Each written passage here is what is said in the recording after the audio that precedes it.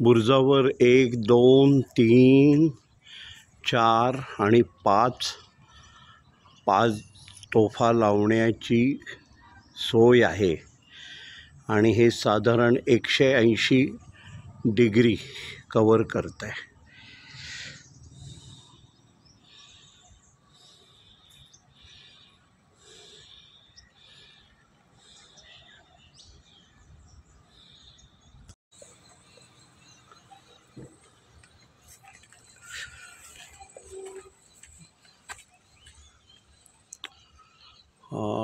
राणीचा महाल हा सगळा एरिया आहे. हा बनू नको, मागून गेलीस तरी चालेल.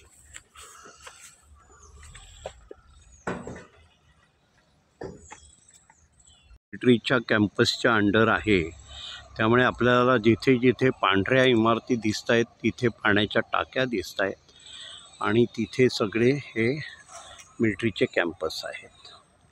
हा खालचा पण सगळा एरिया दिसत असेल तुम्हाला, कॅम्पसच्या हातात आहे. आणि असं म्हणायला लागेल की म्हणूनच हा एवढा कठीण किल्ला मेंटेन झाला आहे. किल्ला किती कठीण आहे, कारण पुढचा पण किल्ल्याची तटबंदी आहे. मी उभा आहे ती पण तटबंदी आहे आणि इथून पुढे हा किल्ल्याचा भाग आहे. तटबंदी असली तरी इथे आपल्याला बरीचशा अशा काळ्या ज्या दिसत आहेत त्या खाली दुश्मनाला बंदुकीने मारण्यासाठीचे होल आहेत आणि ते खालच्या दिशेने आहेत. कारण आता परत आपण किल्ल्याच्या बाहेरच्या बाजूला आलेलो आहोत, त्यामुळे किल्ल्याच्या एंट्रीला ही पण एक तशीच आहे. आतमध्ये फक्त झाडं आल्यामुळे ते दिसत नाही आहे. एंट्रन्स आहे. प्रत्येकाला आधार कार्डासहित इथे एंट्री करायला लागते. आधार कार्ड दाखवून ह्या बघा परत त्या ह्याला तटबंदीला परत आपण दिसतोय की बंदुकांनी खाली दुश्मनाला मारण्यासाठीचे होल आहेत आणि ते इतके आहेत आणि तिथे सैनिक सेफ आहे कारण वरची तटबंदी खूप उंच आहे. परत आपण येतो एका बुरुजावर. इथे पण 5 तोफांची सोय होईल. ज्यांना हे क्लिअर वाचायचं असेल त्यांनी पॉज करून वाचावे. मराठीत आणि इंग्लिशमध्ये.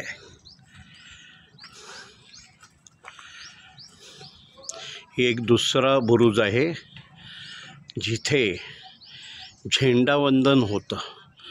मग कदाचित मिलिटरीच्या दिवशी पण होत असणार आहे.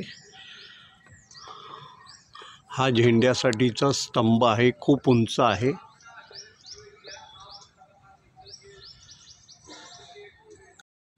या बुरुजामधून आपल्याला कसं दिसतं ते बघूया. हा जो तोफ डागण्याचा आहे हा पण रस्त्यावरच आहे. म्हणजे एंट्रन्सला कितीतरी मोठं सैन्य आलं हा पण आपल्याला दिसतंय. समोर एक मुख्य रस्ता आहे, तो विसरून जा, पण किल्ल्याच्या रस्त्यावर आहे कारण समोर एक तोफ दिसते.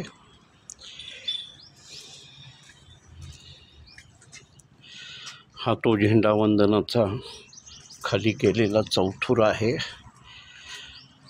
याच्यातून आपल्याला कल्पना येते की एक बुरुज 180 डिग्रीचं संरक्षण कसं देऊ शकतो.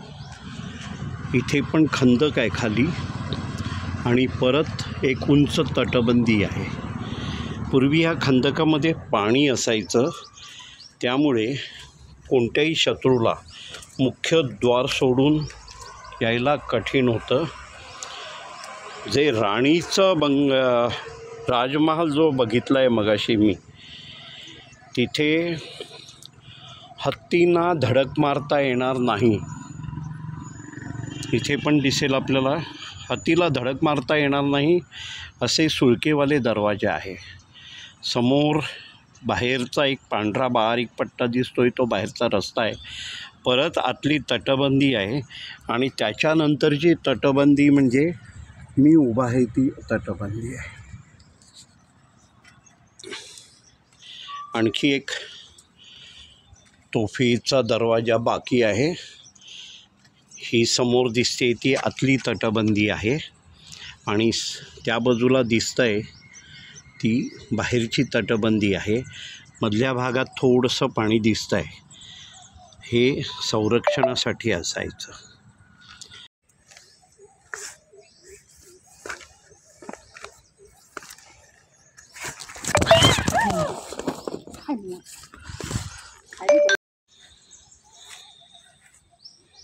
मी अशा ठिकाणी पाय देत खाली बघत नाही म्हणजे काय, खाली बघणार नाही म्हणजे काय.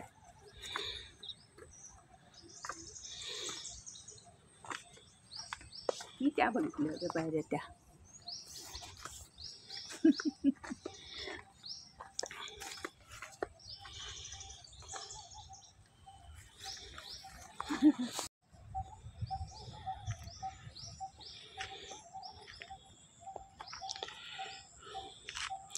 इथे मुख्य दरवाजा आहे, पण आपण बघितलं ही आतली तटबंदी आहे. बाहेरची तटबंदी रोडला नाही आहे, पण रोडच्या बाजूनी सुरू होते जी खंदकासारखी आहे. तिथे समोर जी खुर्ची टेबल दिसतंय तिथे आपल्याला एंट्री करायला लागते. आणि मधला भाग परत कॅन्टॉन्मेंटच्या म्हणजे मिलिटरीच्या ताब्यात आहे. त्याचा आपल्याला सगळ्यांनी सन्मान करायला पाहिजे. तो ही जी डावीकडची लाल रंगाची गाडी आहे ती घेऊन मी आलेला आहे. मी आणि अंजली पुढे जाऊन थांबली आहे. चांद बीवी वगैरे असं काहीतरी आहे ते मी पुढे त्याचं स्पष्टीकरण देतो. चांद बीवी का महल.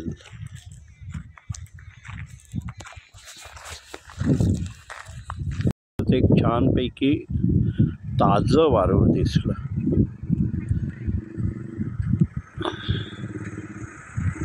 तर तेवढा क्लिअर दिसत नाही आहे, पण आपल्याला जर पवनचक्की दिसत असतील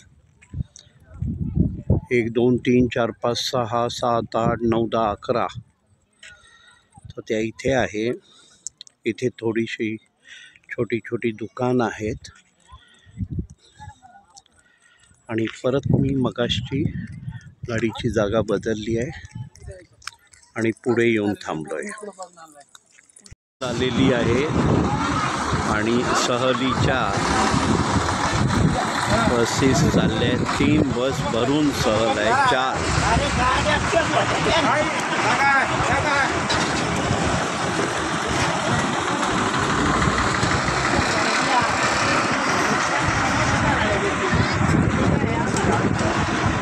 हा एंट्रन्स आहे आणि परत आपली तिथे लाल छडी दिसते.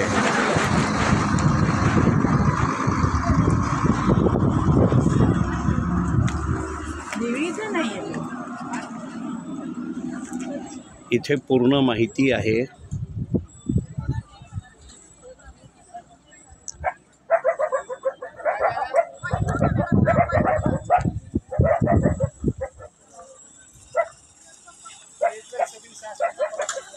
पॉज करून वाचून घ्या.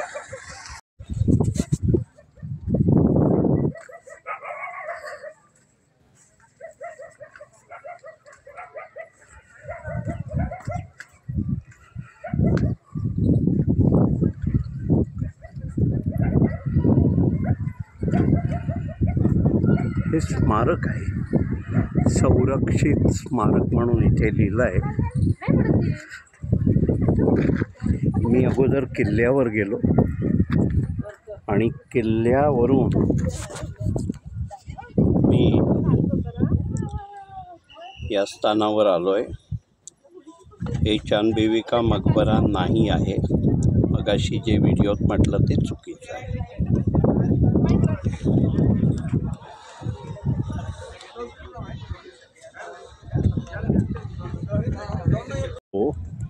पण इतकं छान सराउंडिंग आहे.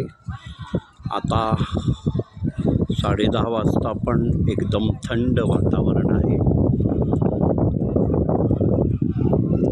अंजली आत्ताच म्हणाली की मी इथे बसते, त्यामुळे ती मस्तपैकी एका बैठकीवर बसली आहे. पण वातावरण खरोखरच रम्य आहे.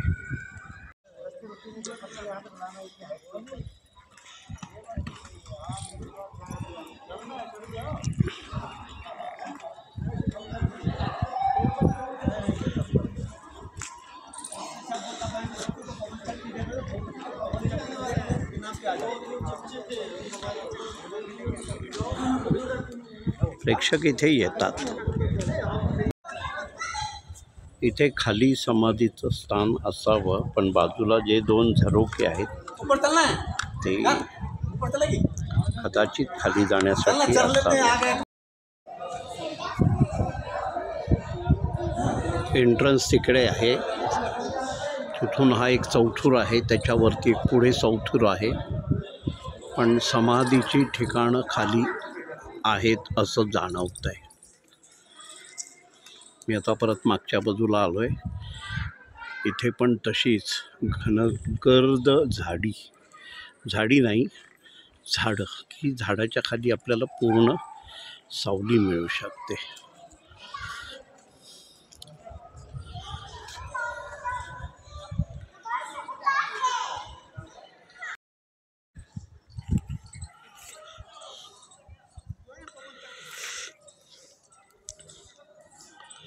परत अंजली स्थानापन्न झालेली आहे.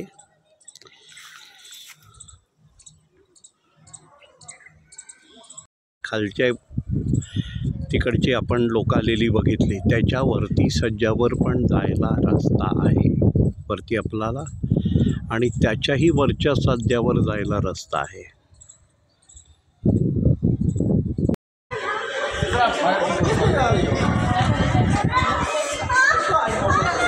वरती पहिल्या मजल्यावर आलो. पूर्ण काळोखी एरिया आणि उंच पायऱ्या, त्यासुद्धा भिंतीमधून काढलेल्या. समोर हायवे दिसतोय,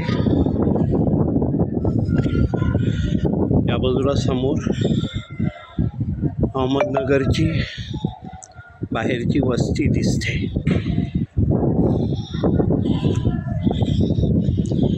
हे साधारण पहिल्या उंचीवरून मी फोटोग्राफी केली आहे.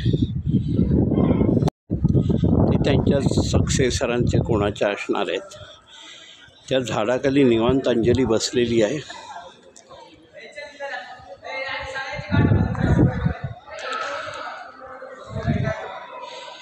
बघायला गेलं तर खूप लोक इथे येतात. सकाळी 10-10:30 3 बसेस भरून, 4 बसेस STच्या भरून जेव्हा लोक येतात तेव्हा त्याचं महत्त्व कळतं.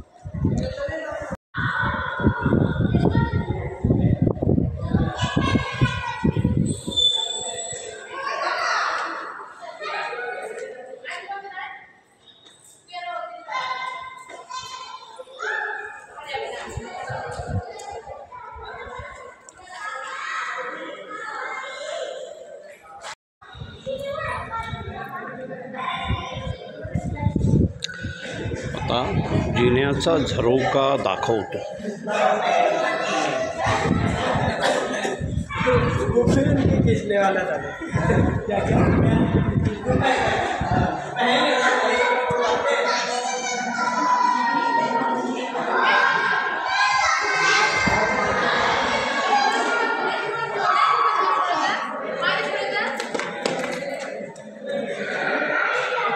हा जिन्याचा झरोका आहे. तिथूनही सर्व मंडळी आणि मी वरती आलो आहे.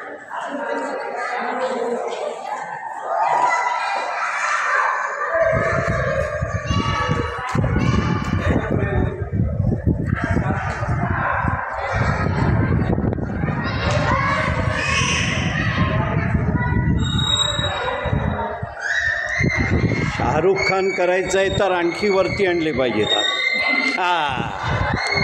आणि शाहरुखचा डायलॉग झाला पाहिजे.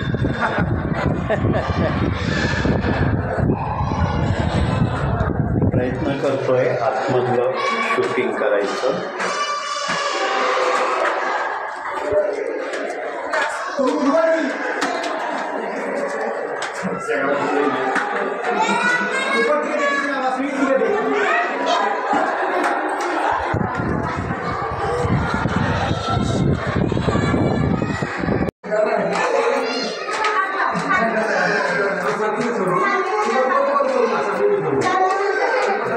वरती जाणाऱ्या पण पायऱ्या आहेत असं दिसतंय. तिथूनच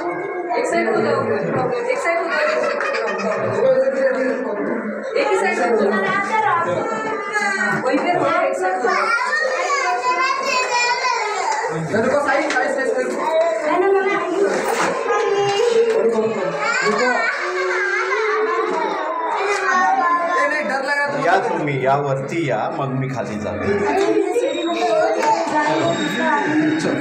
आराम से एकदम धीरे धीरे.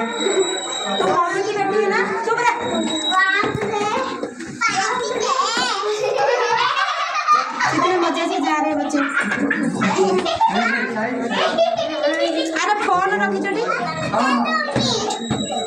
इधर लाइट सिस्टम क्यों नहीं जाने. आराम से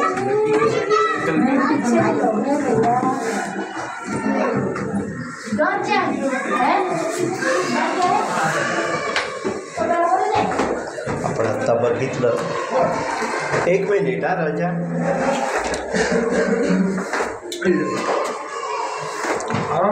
आप आइए ये बाजू से आइए. हाँ मैं पीछे का दीवार का सपोर्ट लिया हूँ.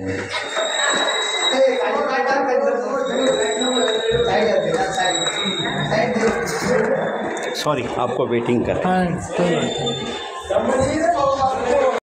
छोटी सी से नजर गया थी.